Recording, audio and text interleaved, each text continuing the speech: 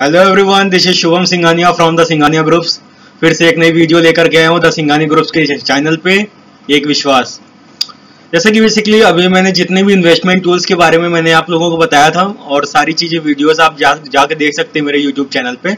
और साथ ही साथ आज मैं आप लोगों को जो वीडियो लेकर के आया हूँ वो लोन्स के बारे में बताने आया हूँ कि लोन क्या है, कितने तरीके के आपके लोन होते हैं, इसकी क्या रिक्वायरमेंट होती है और क्या क्या प्रोसीजर होते हैं। वो सारी चीज़ मैं आप लोगों को वीडियो में अपडेट करता हूँ।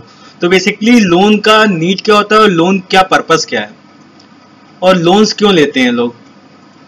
तो सबसे पहले अगर हम जानते हैं कि नॉर्मल भाषा में हम सभी जिस इन्वायरमेंट पे रहते हैं, कभी कभी हमें जब पैसे की ज़रूरत पड़ती है तो कभी कभी हम अगर इनकम जनरेट कर रहे हैं या नहीं जनरेट कर रहे हैं, तो आप याद करिए कि जब अगर बचपन में आप स्कूल जाते थे या कुछ भी आप कहीं जाते थे बाहर, तो अपने कहीं भी जाने से पहले अपने पापा से कुछ पैसे लेते थे, ठीक है।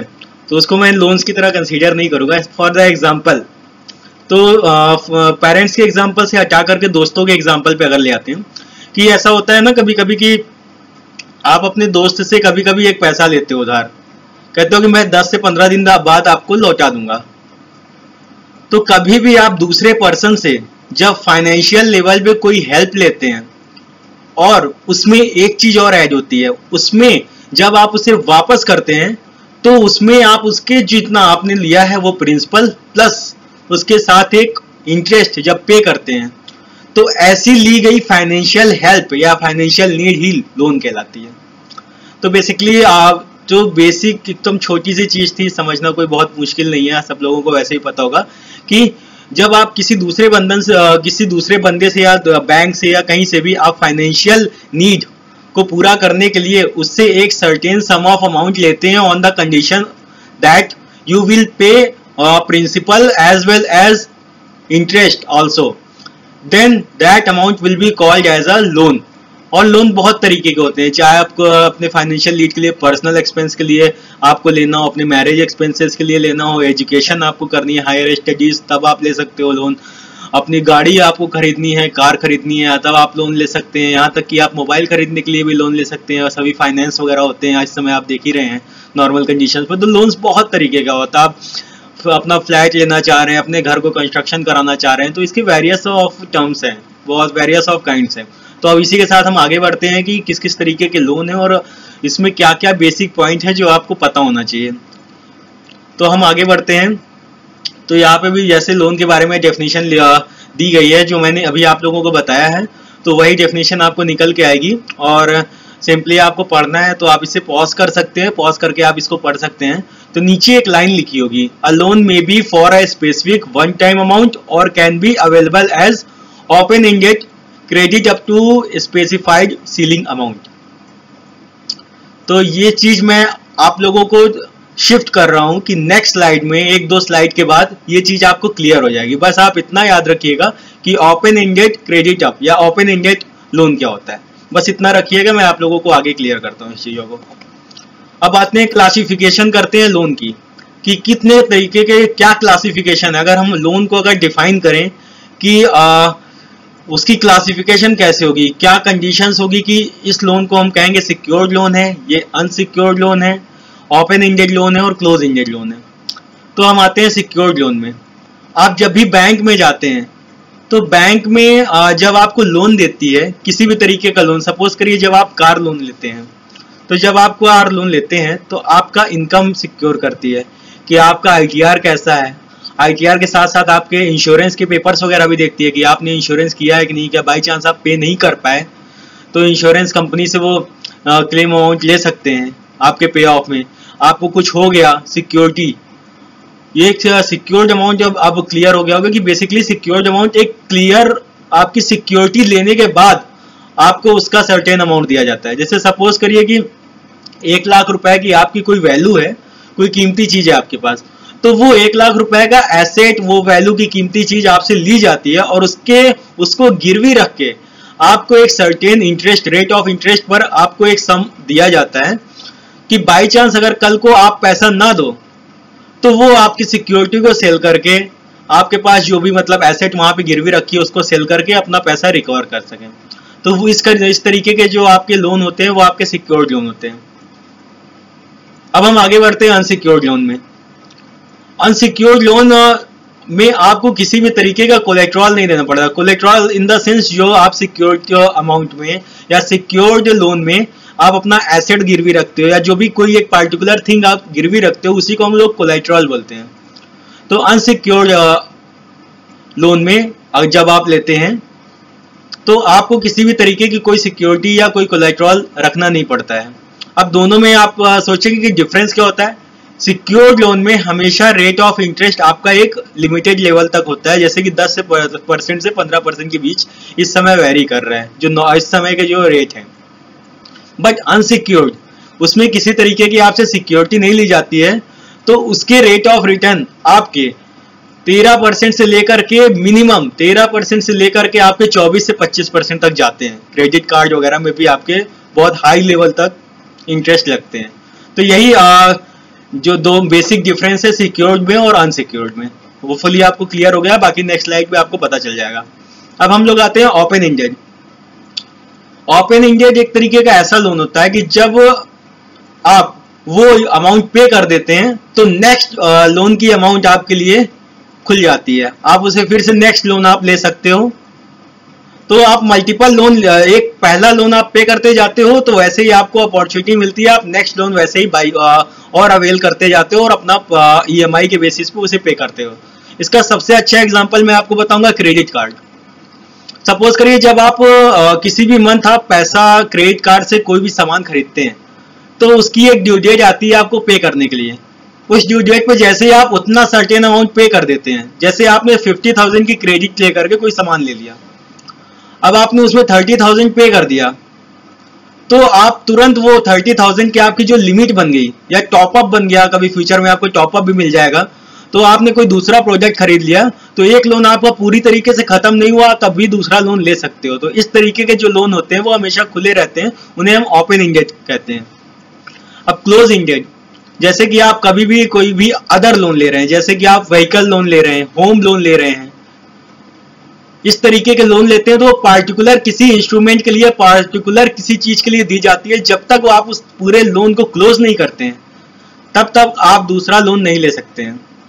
तो इस तरीके के जो लोन होते हैं वो क्लोज एंडेड होते हैं। इसमें किसी भी तरीके की आपको ओपन फैसिलिटी नहीं मिलती कि आप जब पे करोगे तो उसे क्लोज मान लिया जाएगा, फिर से नया लोन लेने का आपके पास ऑप्शन आ जाएगा, ऐसा नहीं होता। उसमें आपको लोन पूरा चुकाना पड़ता है, पूरा खत्म करना पड़ता है, इसलिए उसे क्लोज एंडेड बोलते हैं कि आपने किसी पार्टिकुलर थिंग्स के लिए लिया और उसे पार्टिकुलर पूरा पे करते हैं, उससे कोई कोरिलेशन दूसरे लोन का नहीं होता है कि जिससे आप टॉप अप फैसिलिटी लेकर के दूसरा लोन ले सकते हैं। तो होपफुली आपको ये क्लासिफिकेशन ऑफ लोन्स समझ में आ गया होगा। अब मैं आगे बढ़ता हूँ। ये सिक्योर्ड लोन्स के एग्जांपल्स हैं और सिक्योर्ड लोन जो मैंने अभी बताया है उसी का एक समराइज वे है, आप वीडियो को पॉज कर सकते हैं। जो मैंने बताया है सिक्योर्ड लोन के बारे में वही चीजें आपको निकल के आएंगी। जैसे कि यहाँ पे किसी ने कोई कार या अपनी प्रॉपर्टी को एज अ कोलेट्रल आप किसी के सामने रखते हैं तो और आपको जो भी अमाउंट मिलता है वो आपका हमेशा आपकी प्रॉपर्टी की वैल्यू से थोड़ा कम करके दिया जाता है, क्योंकि बाई चांस कभी उसका रेट भी फ्लक्चुएट करता है और कल को उतने में वो नहीं बिका तो जिसने आपको लोन दिया उसका तो लॉस हो जाएगा ना सर, इसीलिए। और यहाँ डिफरेंस भी बताया है कि सिक्योर्ड लोन और अनसिक्योर्ड लोन में इंटरेस्ट के रेट का काफी डिफरेंस होता है। नेक्स्ट स्लाइड, यहाँ पे आप अनसिक्योर्ड लोन के बारे में देख सकते हैं। नीचे एग्जांपल्स भी दिए हुए हैं, जैसे क्रेडिट कार्ड डेब्ट है, पर्सनल लोन है, बैंक ओवरड्राफ्ट है। इसमें टॉपअप की फैसिलिटी जैसे आप पे करते हो आपके क्रेडिट लिमिट के बेसिस पे हमेशा घटता बढ़ती रहती है लोन की limit. Unsecured loan. Open ended loan, जैसा मैंने बताया कि ओपन एंडेड लोन्स होते हैं, both of the loans you have credit limit that you can purchase against, each time you make purchase you available credit decreases. तो आपको एक कोई फिक्स नहीं रहता कि आपने अगर क्रेडिट कार्ड से या बैंक ओडी से आपने अगर कार खरीद आपने एसी खरीद लिया तो आप उससे कोई मोबाइल नहीं खरीद सकते। एक लिमिट सर्टेन रहती है, उस आप वेरियस तरीके के लोन्स अपने ऊपर कर सकते हो, वो ओपन एंडेड लोन्स में आता है। आप उसे पे करते जाओ, अगली लिमिट आपकी वैसे ही खुल जाएगी। Close ended, can not borrowed once they been repaid, जब तक पूरी तरीके से आप उसे पे नहीं कर देंगे तब तक दूसरा आप लोन नहीं ले सकते हैं।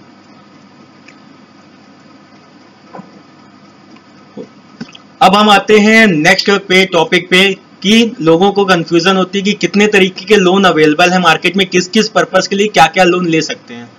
तो ये देखिए आपको पूरा चार्ट दिख रहा होगा जिसमें आपको कंसोलिडेटेड लोन मिल रहा है, term loan, education loan, gold loan, vehicle loan, business loan, personal loan, home loan, property loan against property, बहुत सारे लोन्स हैं। उन सब के अपने अपने पर्पस होते हैं और किस किस पर्पस के लिए कौन सा लोन आप ले सकते हैं इसके बारे में मैं आपको अब डिटेल बताता हूं। जैसे term loan, term loan basically आपका बिजनेस पर्पस के लिए ज्यादातर दिया जाता है। टर्म मीन्स होता है एक बेसिक टाइम फ्रेम, कि आप कितने टाइम फ्रेम के लिए लोन ले रहे हैं, उसी के बेसिस पे आपका इंटरेस्ट रेट चार्ज होता है और उसी तरीके से आपकी ईएमआई का कैलकुलेशन होता है, जिसे हम लोग इजी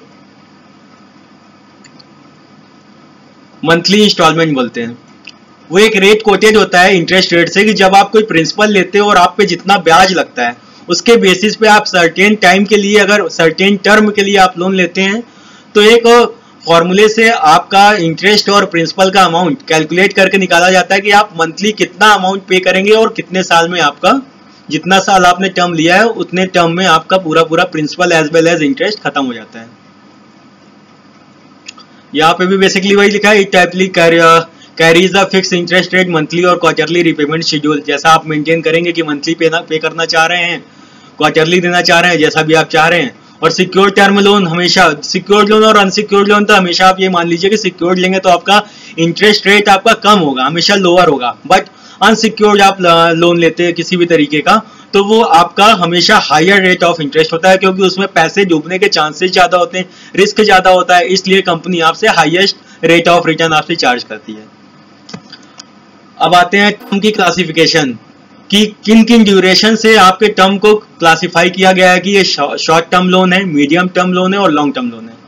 अगर आप 12 महीने के इंटरवल का कोई लोन लेते हैं, 12 महीने या 12 महीने से कम का कोई लोन लेते हैं, उन्हें हम शॉर्ट टर्म लोन बोलते हैं। अब कोई भी लोन आप 12 महीने से बढ़ के 3 महीने तक और 3 साल तक, 12 महीने से बढ़ के 3 साल आप कर सकते हैं, 36 मंथ तक का कोई भी लोन है, उसे हम मीडियम टर्म लोन बोलते हैं। और 3 साल से ऊपर के जितने भी लोन होते हैं उन्हें हम लॉन्ग टर्म लोन बोलते हैं। तो यहां से आपको क्लियर हो गया होगा कि टर्म की जो क्लासिफिकेशन है टर्म लोन की, कि शॉर्ट टर्म लोन क्या होता है, मीडियम टर्म लोन क्या होता है और लॉन्ग टर्म लोन क्या होता है। अब आते हैं पर्सनल लोन। पर्सनल लोन उस तरीके के लोन होते हैं जिसमें आप अपने किसी पर्सनल यूज के लिए, चाहे अपनी शादी के लिए, पर्सनल कहीं जा रहे हैं, पर्सनल एक्सपेंस जो मीट करना चाह रहे हैं, उनके लिए आप अगर कोई लोन लेते हैं, कोई फाइनेंशियल लीड लेते हैं बैंक से या किसी भी थर्ड पर्सन से, तो इस तरीके के लोन आपके पर्सनल लोन होते हैं। आपके पर्सनल लोन दोनों तरीके के हो सकते हैं, चाहे वो आपके सिक्योर्ड लोन हो एज वेल एज आपके अनसिक्योर्ड लोन हो। सिक्योर्ड लोन, अगर आपको पर्सनल लोन बेसिकली अगर कोई भी बैंक दे रही है इस समय, तो मैक्सिमम वो आपके सैलरीड पर्सन पे या बैंक एम्प्लॉयड, सैलरीड पर्सन को एज वेल एज वो सेल्फ एम्प्लॉयड पर्सन जो है उनके आईटीआर को, उनके इनकम को, उनके टर्नओवर, अगर उनकी शॉप है तो उनके इन्वेंट्री, इन सब चीजों को देख करके एक अमाउंट अवेल करके वो उन्हें लोन देती है। तो अगर किसी कोलेट्रॉल को लेकर के वो लोन ले रही है तो वो सिक्योर्ड पर्सनल लोन हुआ। उसके इंटरेस्ट बेसिकली इस समय 12% से 15% के बीच है, और आप अनसिक्योर्ड लेते हैं तो वो 14% से आपके 26% तक भी वेरी करते हैं। तो ये डिफरेंस होते हैं कंपनी टू कंपनी बेसिस और प्लस आपके क्रेडिट स्कोर और उसके टर्म के बेसिस कि आप कितना लोन ले रहे हैं। अब आते हैं एजुकेशन लोन। कभी कभी हायर एजुकेशन, हायर स्टडीज करने के लिए हम लोगों को बहुत बड़े बड़े लोन लेने पड़ते हैं। कभी एमबीए में एडमिशन कराना है, कहीं फॉरेन इंस्टीट्यूशन और फॉरेन आपके इंस्टीट्यूट में आपको एडमिशन कराना है, वहाँ पे बहुत हाईली फीस होती है। तो कभी कभी हर पर्सन की कैपेबिलिटी नहीं होती है, तो उस बेसिस पे आपको एजुकेशन लोन मिलता है। एजुकेशन लोन बहुत से फील्ड्स हैं, आपके एमबीए हैं, आपके आईसीआई जो सीए के कुछ कोर्सेज हैं उसमें भी मिल जाते हैं, प्लस आपके बहुत से ऐसे एजुकेशनल हैं जो कि उस बैंक के शेड्यूल में लिखे होते हैं कि इन कोर्सेज को अगर आप करते हैं और इसका आपने एंट्रेंस क्वालिफाई किया है तो वो उन कोर्सेज को अवेलेबल कराने के लिए, उन कोर्सेज में आपको हायर स्टडीज के लिए आपको एजुकेशनल लोन प्रोवाइड करते हैं। अब एजुकेशनल लोन जब आप लेते हैं तो आपको एक सर्टेन टाइम तक केवल रेट ऑफ इंटरेस्ट देना पड़ता है, और एजुकेशन लोन का rate of interest normal other loan से या पर्सनल लोन से कम होता है, क्योंकि जिस समय वो बंदा पढ़ रहा है उस समय वो कितना हायर रेट ऑफ रिटर्न नहीं जनरेट कर सकता, ना तो उसकी कोई इनकम होती है जिससे वो आपको बहुत ही जल्दी कोई बहुत ज़्यादा ब्याज दे सके। तो यही पर्पस होता है एजुकेशन लोन का। और एजुकेशन लोन भी कुछ पार्टिकुलर शेड्यूल्स हैं, कुछ कोर्सेज हैं जो कि डिफाइंड हैं, वो आपके बैंकों के शेड्यूल में मिल जाएंगे। उन कोर्सेज के लिए एजुकेशन लोन प्रोवाइड किया जाता है। और एजुकेशन लोन के लिए इनकम टैक्स में उसके इंटरेस्ट का डिडक्शन भी मिलता है। अब आते हैं व्हीकल लोन।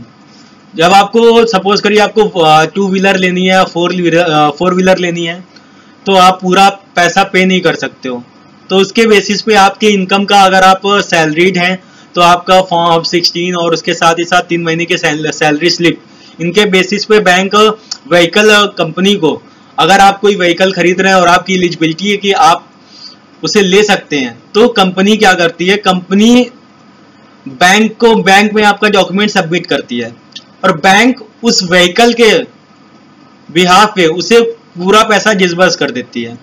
फिर बैंक ने जो पैसा डिसबर्स करके उसको दे दिया है, कार का अमाउंट उसने पूरा पे कर दिया, अब बैंक आपसे वसूलती है। बैंक आपसे इंटरेस्ट और ईएमआई के बेसिस पे आपसे जो आपको पैसा दिया है व्हीकल लोन का पैसा इंटरेस्ट के साथ आपसे लेती है। वो आप पे डिसाइड होता है कि आप कितने तरीके के किस टर्म्स में लोन ले रहे हैं, 3 साल का ले रहे हैं, 5 साल का ले रहे हैं, 7 साल का ले रहे हैं। बेसिकली हमारे यहाँ पे मैक्सिमम अगर लोन हो रहा है वो 7 साल का होता है व्हीकल लोन। गोल्ड लोन सबसे इजी इंस्ट्रूमेंट, अगर आपके पास गोल्ड है तो ये सबसे इजी इंस्ट्रूमेंट है। अगर आपको कभी भी इमरजेंसी पड़ती है तो आप अपने गोल्ड के अगेंस्ट में ले सकते हैं गोल्ड लोन। और सबसे बड़ी इसकी बात यह है कि इसमें प्रिंसिपल जो आप लेते हैं, जो भी अमाउंट आप लेते हैं, केवल आपको इंटरेस्ट अमाउंट पे करना पड़ता है। इस समय नॉर्मली गोल्ड लोन पे बहुत ज़्यादा फोकस है बैंकों का, इसमें 10 से 12% का आपका रेट ऑफ इंटरेस्ट होता है, प्लस गोल्ड में आपका 60 से 70% के आसपास का आपको गोल्ड का वैल्यू का आपको लोन मिलता है हमेशा, जो भी आप कोलेट्रल रखते हैं। और इसमें सबसे अच्छी बात यह है कि आप इसका प्रिंसिपल अमाउंट ही पे करते जाइए जब आपके पास, इसमें आप केवल इंटरेस्ट पे करते जाइए, जब आपके पास इकट्ठा पैसा आ जाता है तब आप उसके प्रिंसिपल को पे करके आप ले सकते हैं। तो इसकी ईएमआई बाकी सारे प्रोजेक्ट के कंपैरिजन में सबसे कम होती है। तो इसे हम गोल्ड लोन कहते हैं कि अपने रखे हुए गोल्ड के अगेंस्ट में आप अगर कोई लोन ले रहे हैं तो उसे हम गोल्ड लोन बोलते हैं। पॉलिसी लोन, बेसिकली बहुत लोग अपना इंश्योरेंस पॉलिसी नहीं कराते हैं, उनको ये नहीं पता होता है कि पॉलिसी लोन भी काफी मैंडेटरी होता है। कभी कभी आपकी नीड को पूरा करने के लिए आपको कभी कभी फाइनेंशियल हेल्प की जरूरत पड़ती है, तो उसमें आपकी पॉलिसीज बहुत इफेक्टिव होती है, क्योंकि आप कभी कभी मैक्सिमम पैसा नहीं देना चाहते हैं, आपको कभी बहुत इमरजेंसी आई और उस इमरजेंसी के बेसिस पे आप 3 से 4 महीने का लोन या 1 साल का मैक्सिमम लोन लेना चाहते हैं, तो उसके बेसिस पे कोई और इंस्ट्रूमेंट से अगर आप लोन लेते हैं डायरेक्ट, तो उसमें आपको बहुत पैसा देना पड़ सकता है, इंटरेस्ट रेट उसके ज़्यादा हो सकते हैं। बट आप पॉलिसी के लोन्स में या आप गोल्ड के अगेंस्ट में लेते हैं तो आपको आपकी सिक्योरिटी भी बैंक के पास मेंटेन होती है और आपको बहुत हाईली अमाउंट का रेट ऑफ इंटरेस्ट पे नहीं करना पड़ता। तो वो लोग जो कभी इंश्योरेंस पे फोकस नहीं करते और इंश्योरेंस कभी नहीं कराते, तो उनके लिए ये बहुत ही अच्छा टूल है, कि ये बहुत ही अच्छा सजेशन है कि आप अपना लाइफ इंश्योरेंस तो जरूर मेंटेन रखिए, क्योंकि कभी कभी इमरजेंसी बेसिस पे आप उसके अगेंस्ट में भी लोन ले सकते हैं और जिसमें आपको बहुत हायर रेट ऑफ इंटरेस्ट नहीं देना पड़ेगा। आप अपने ही सिक्योरिटी के बेसिस पे, अपने ही पॉलिसी डॉक्यूमेंट के बेसिस पे आप लोन ले सकते हो। और एक और चीज, कभी कभी आप जब रियल एस्टेट में कोई प्रॉपर्टी खरीदते हैं या कोई फ्लैट खरीदते हैं, उस समय भी आपका इंश्योरेंस मैंडेटरी होता है। अगर इंश्योरेंस नहीं है तो बहुत से टर्म्स ऐसे होते हैं जिसमें आपका बैंक का लोन रिजेक्ट हो सकता है। तो इसलिए मेरा सजेशन है कि आप इंश्योरेंस तो जरूर कराइए। अब हम आते हैं लोन अगेंस्ट प्रॉपर्टी। कभी कभी लोगों के पास लैंड होती है, लैंड के साथ साथ उन्हें कंस्ट्रक्शन कराना होता है और या उन्हें पैसों की जरूरत होती है, तो ऐसे बेसिस पे वो लोन अपने जो उनके पास प्रॉपर्टी है उस प्रॉपर्टी की वैल्यू को गिरवी रख करके उससे 70% से 75% का लोन ले लेते हैं, फिर उससे वो अपना जो भी उनका वर्क है उसे फुलफिल करते हैं। और इस तरीके के लोन को हम लोन अगेंस्ट प्रॉपर्टी बोलते हैं कि आपके पास जो प्रॉपर्टी है आप प्रॉपर्टी के अगेंस्ट में एक लोन ले रहे हैं, इसे लैब भी बोलते हैं शॉर्ट फॉर्म में। बेसिकली होम लोन आपका कंस्ट्रक्शन लोन के लोन अगेंस्ट प्रॉपर्टी आपका मैक्सिमम कंस्ट्रक्शन लोन के लिए भी प्रोवाइड किया जाता है और कंस्ट्रक्शन लोन का पैसा आपका 3 बार में आता है। कंपनी तो कंपनी बेसिस पे आपका 60% से लेकर के 75% 80% तक का आपका लोन अगेंस्ट प्रॉपर्टी पे क्या होती है, जो भी आपकी जमीन की वैल्यू है उस वैल्यू के बेसिस पे, मार्केट वैल्यू के बेसिस पे। और इसका इंटरेस्ट रेट आपका 12% से 16% के बीच वेरी करता है। कभी कभी आपकी सिविल अगर अच्छी है तो आपको 9.5 से 10% के बेसिस पे भी मिल जाता है। वो अलग अलग बैंकों का अपना अलग अलग रेट होता है। अब आते हैं होम लोन। कभी आपको नया घर खरीदना हुआ या उसके साथ साथ या कभी आपको नया फ्लैट खरीदना हुआ, तो ऐसी कंडीशन में आप जब जो लोन लेते हैं उसे होम लोन बोलते हैं। होम लोन में इस समय गवर्नमेंट प्रधानमंत्री आवास योजना के थ्रू आपको सब्सिडी भी देती है और सब्सिडी के साथ साथ आपका लोन का इसमें इंटरेस्ट भी काफी कम होता है। इस समय जो नॉर्मली आपका होम लोन हमारे इंडिया में चल रहा है वो 8.75% से आपका 9.75% के बीच अलग अलग बैंकों में अलग अलग आपके सिविल स्कोर, आपकी इनकम और आपके प्रोफाइल के बेसिस पे वेरी करता है। तो होम लोन का आपको बेसिकली समझ में आ गया होगा कि होम लोन या तो आप कोई नया फ्लैट खरीद रहे हैं एज वेल एज आप कोई नया घर खरीद रहे हैं, तो उसकी वैल्यूएशन के बेसिस पे 70 से 80% उसकी मार्केट वैल्यूएशन के अगेंस्ट में आपको वो लोन मिलता है। इसमें भी कंडीशन वही होती है कि या तो आप सेल्फ एम्प्लॉयड हो सकते हैं एज वेल एज आप सैलरीड हो सकते हैं। तो जो भी डॉक्यूमेंट्स रिक्वायर्ड होते हैं वो डॉक्यूमेंट आप फुलफिल कर सकते हैं, उसके बाद होम लोन के लिए आप अप्लाई कर सकते हैं। कंस्ट्रक्शन इक्विपमेंट लोन, बहुत से ऐसे कॉन्ट्रैक्टर होते हैं, बहुत से ऐसे लोग होते हैं जो कि कंस्ट्रक्शन वर्क पे डिपेंड होते हैं। तो वो जेसीबी खरीदना चाहते हैं, बड़ी बड़ी मशीनरी खरीदना चाहते हैं रोज कंस्ट्रक्शन के लिए और इन सब चीज़ों के लिए, तो उनके लिए भी जो वो लोन लेते हैं उन्हें हम कंस्ट्रक्शन इक्विपमेंट लोन बोलते हैं।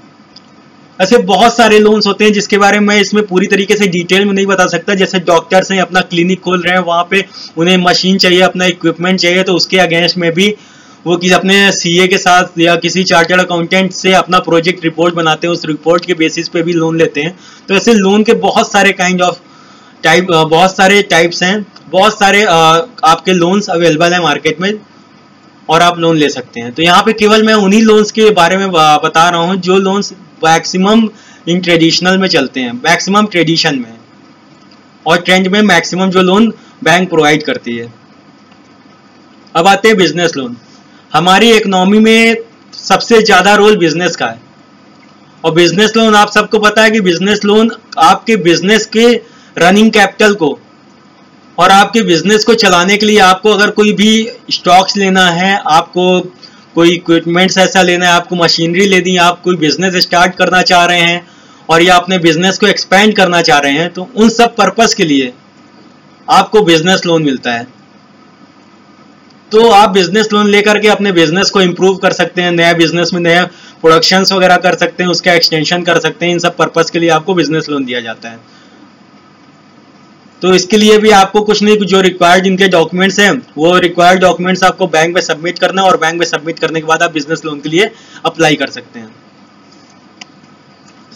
तो थैंक यू सो मच। इसी के साथ आपको जितने भी लोन के कॉन्सेप्ट हैं और लोन कितने तरीके के होते हैं ये आपको होपफुली इस वीडियो से समझ में आ गया होगा, क्लियर हो गया होगा। इसी तरीके से द सिंघानिया ग्रुप्स के साथ बने रहें मेरे यूट्यूब चैनल पे, और जितने भी इन्वेस्टमेंट टूल्स के साथ साथ आपके फाइनेंशियल टूल्स हैं प्लस स्टॉक मार्केट और जो भी चीज़ें मैं बढ़ाता जा रहा हूँ, सारी चीज़ों को द सिंघानिया ग्रुप्स के चैनल्स में डालता जा रहा हूँ। तो आपको जितनी भी एजुकेशन है, जो भी नॉलेज चाहिए, आप द सिंघानिया ग्रुप्स पे ले सकते हैं फाइनेंशियल रिलेटेड। तो अगर आपने अभी तक इस चैनल को लाइक या सब्सक्राइब नहीं किया है तो सब्सक्राइब तो जरूर कर दें, क्योंकि इससे आपको डेली टू डेली बेसिस पे नोटिफिकेशंस मिलती रहेंगी और आपको हमारे नई वीडियोस के अपडेट्स मिलते रहेंगे। तो इसी के साथ मैं इस वीडियो को क्लोज करता हूँ। Thank you so much.